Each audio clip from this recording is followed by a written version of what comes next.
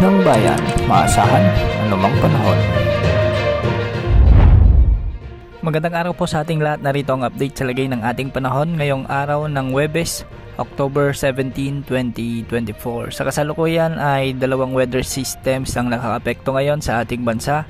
Una rito ang Intertropical Convergence Zone na siyang nakakaapekto sa Mindanao at ilang bahagi ng Luzon at Visayas. Samantalang easterlies naman ang makakaapekto sa malaking bahagi ng ating bansa. Dahil nga sa easterlies, asahan ang mainit na panahon o malinsangang panahon sa malaking bahagi ng Luzon ngayong araw, kaya posible ang mga pag-ulan dulot ng easterlies sa bahagi ng Ilocos Region, Cordillera Region, Cagayan Valley, Central Luzon, Metro Manila at Bicol Region. Ang mga lugar na ito ay makakaranas ng minsan ay katamtaman at minsan din ay malalakas na pagbuhos ng ulan.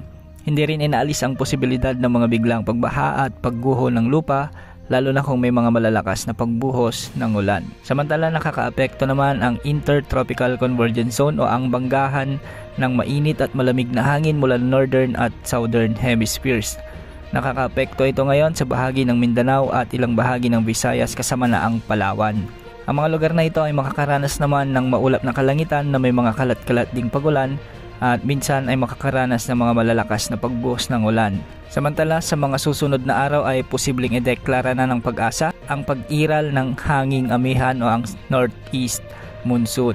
Makikita kasi sa mga wind models na bahagya ng bababa ang hanging malamig sa ating bansa. Samantala, isang panibagong sama ng panahon naman ang posibleng mabuo sa labas ng ating area of responsibility sa mga susunod na araw. Bahagya itong lalapit sa ating bansa at magdudulot ng mga pag-ulan sa mga susunod na araw, lalo na sa bahagi ng Visayas at Luzon. Hindi lang isa kundi dalawang potensyal na bagyo ang binabantayan ngayon na mabubuo sa bahagi ng Pacific Ocean na posibleng makaapekto sa ating bansa sa mga susunod na araw.